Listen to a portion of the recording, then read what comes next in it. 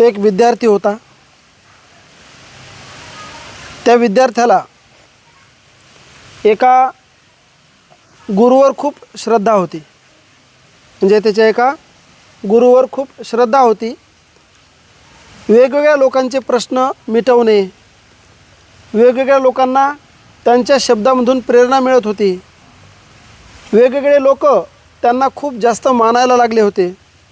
आणि त्या गोष्टी त्या मुलाला, त्या विद्यार्थ्याला खूप आवडायच्या. नेहमी त्याला असं वाटायचं की आपले गुरु किती श्रेष्ठ आहेत, आपले गुरु किती छान आहेत, किती प्रेरणादायी आहेत, समाजातील कितीतरी लोक त्यांच्याकडून प्रेरणा घेतात. एवढे जर हुशार गुरु आहेत आपले, तर आपल्याला मात्र यश मिळवायचं आहे.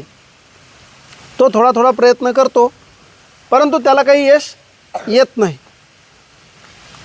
तो गुरुचा प्रभाव जाणूनच होता.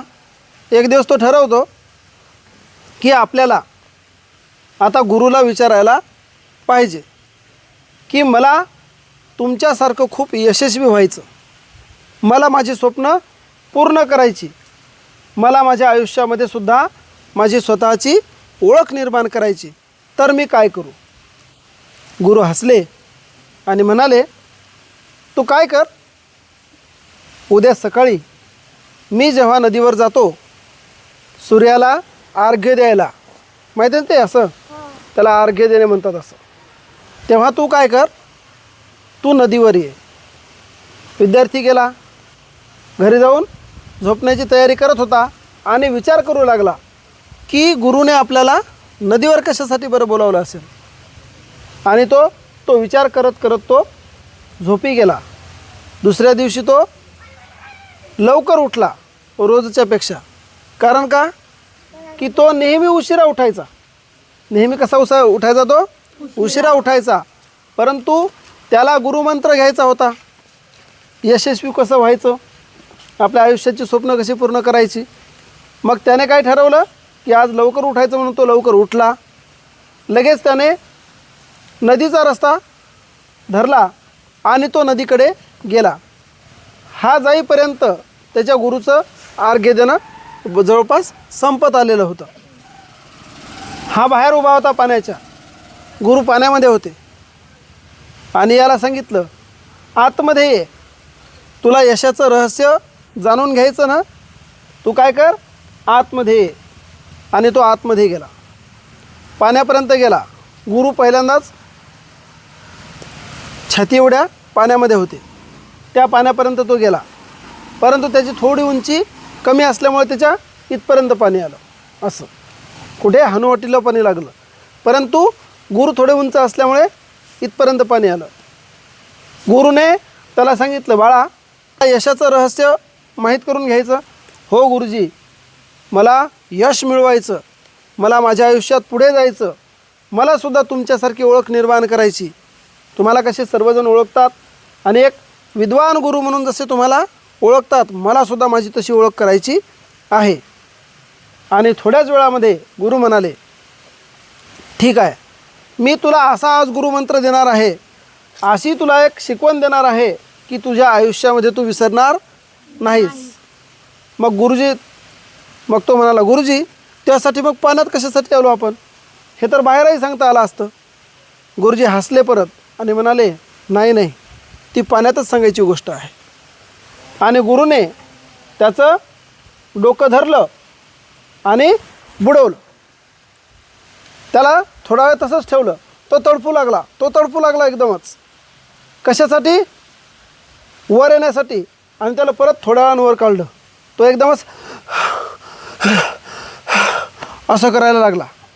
गुरुजी, काय तुम्ही काय मला इथे मारायसाठी बोलवलं का, माझा जीव घ्यायचा विचार आहे का तुमचा, मला पाण्यामध्ये बुडवून तुम्ही मला मारण्याचा विचार करत आहात का. गुरुजी परत हसलेच आणि परत म्हणाले, नाही, मला तुला मारायचं नाही, मला तुला यशाचं रहस्य सांगायचं. गुरुजी, हे काय तुम्ही माझ्याशी थट्टा करत आहात, यशाचं रहस्य आणि मला बुडवून.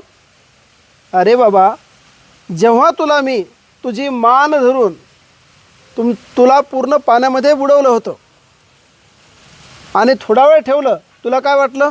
गुरुजी मला असं वाटलं मी मरतो, मला असं वाटलं मी मरतो.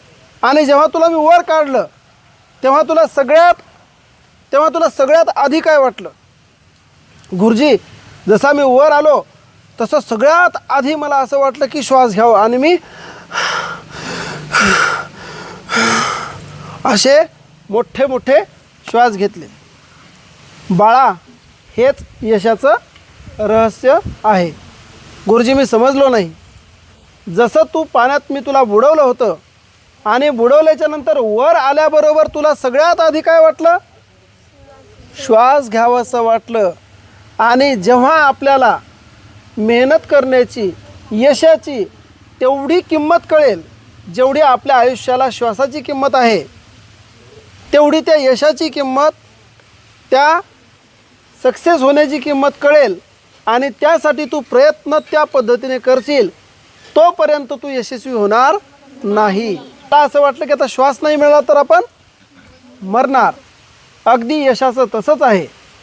यश तोपर्यंत मिळत नाही जोपर्यंत तू त्या श्वासाची किंमत आहे तेवढी तुझ्या यशाची किंमत तुला समजत नाही, तोपर्यंत तू यशस्वी होणार नाही. आणि आपल्या गावामध्ये कालच आपण एक सत्कार घेतला शाळेमध्ये. कोणाचा घेतला? दर्शनदादाचा सत्कार घेतला. दर्शनदादाची कंडिशनसुद्धा, म्हणजे दर्शनदादाची परिस्थितीसुद्धा याच्यापेक्षा वाईट होती. दर्शनदादा स्वतः एक वेळ उपाशी राहून कंपनीमध्ये गेला होता. कंपनीमध्ये 2 वेळचं जेवण जेवत नव्हता तो. मेस लावली होती तर एकाच वेळची मेस लावली होती. 2 वेळच्या मेसचे जर 4,000 रुपये पडत असतील तर त्याने एकाच वेळची मेस लावली आणि एका वेळचे 2,000 रुपये त्यानं बचत केले. आणि बचत करून त्याचे रनिंगसाठी शूज आणि पुस्तकं घेतले. हे तुम्हाला माहिती होतं का? त्याने काल मला सांगितलं. काय केलं त्याने? रनिंगसाठी शूज आणि पुस्तकं कसे घेतले? एक वेळ उपाशी राहून. जेव्हा त्या कंपनीमध्ये गेल्याच्या नंतर मुलं विसरून जातात आपल्याला काय करायचं, काम करत बसतात. तो कामही करायचा, डोक्यामध्ये जिद्द होती आपल्याला कुठेतरी स्वतःची ओळख निर्माण करायची. आणि म्हणून त्याने एक वेळाचं जेवण स्किप केलं, म्हणजे टाळलं आणि त्या पैशामध्ये शूज आणि पुस्तकं घेतले. परंतु त्याच्या मित्रांनी त्याला सांगितलं की तुझी तब्येत आता खराब होत आहे, तू गावाकडे जा, तू तुझ्या तब्येतीची काळजी घेत नाही आहेस. आणि मग दर्शन गावाकडे परत आला. परत गावाकडे आल्याच्या नंतर त्याने परत मिळेल ते काम करायला सुरुवात केली. एकदा तर असं झालं की इंडियन आर्मीमध्ये त्याची निवड झाली, सगळं झालं. आता तो लागणार आणि आनंदाचं वातावरण तयार होणार. परंतु त्याच्या हातावर काय होता रे? टॅटू गोंदलेला होता.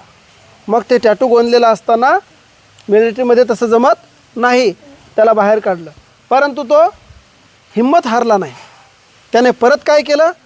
परत तयारी केली, परत जिद्दीने आपल्या प्रयत्नाला सुरुवात केली. आणि सगळ्यात शेवटी तो सध्या CISF या पदी नियुक्त झाला. म्हणजे परिस्थिती अत्यंत हलाखीची, गरिबीची परिस्थिती, परंतु आपल्याकडे असलेली एकमेव गोष्ट म्हणजे आपली बुद्धी. त्याचा जर आपण खूप जिद्दीने वापर केला, जसं त्या गुरुने त्या एका विद्यार्थ्याला त्याच्या शिष्याला सांगितलं की जसा श्वास तुला घ्यावासा वाटला तेवढं जर तुम्ही महत्त्व यशाला दिलं तर तुम्ही काय करू शकता? तुमच्या मनातली कुठलीही गोष्ट साध्य करू शकता. आणि म्हणून यश मिळवणं कठीण तर आहे, पण अशक्य आहे का? नाही, अशक्य अजिबात नाही. त्याचं ज्वलंत उदाहरण आपल्यापुढे आपला तो दर्शनदादा आहे. त्याने सुद्धा कठीण परिस्थितीमधून घरी काहीही नसतानासुद्धा CISF इतक्या सुंदर पद्धतीची केंद्र सरकारची नोकरी मिळवलेली आहे. मग त्या गुरुने सुद्धा त्याला तसंच सांगितलं की जसा तुला श्वासाची किंमत कळत वर आल्याबरोबर तुला श्वास घ्यावासा वाटला, तेवढी जर तुला यशाची किंमत असेल, तेवढी जर तुला कष्ट करायची किंमत असेल तर तू यशस्वी मात्र नक्की होऊ शकतं. तुम्हाला जे तुमच्या आयुष्यात करायचं असेल, तुम्ही जे आत्तापासून ठरवलेलं असेल, तुम्हाला असं वाटेल की आम्ही एवढे लहान आहेत, आत्तापासून कशाला ठरवायचं? आत्तापासूनच ठरवावं लागते.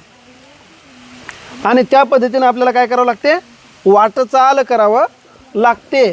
आणि जो प्रामाणिक प्रयत्न करते त्याला यश हमखास मिळतेच. आणि तुम्हीसुद्धा आजपासून तुमचे स्वप्न लिहायचे.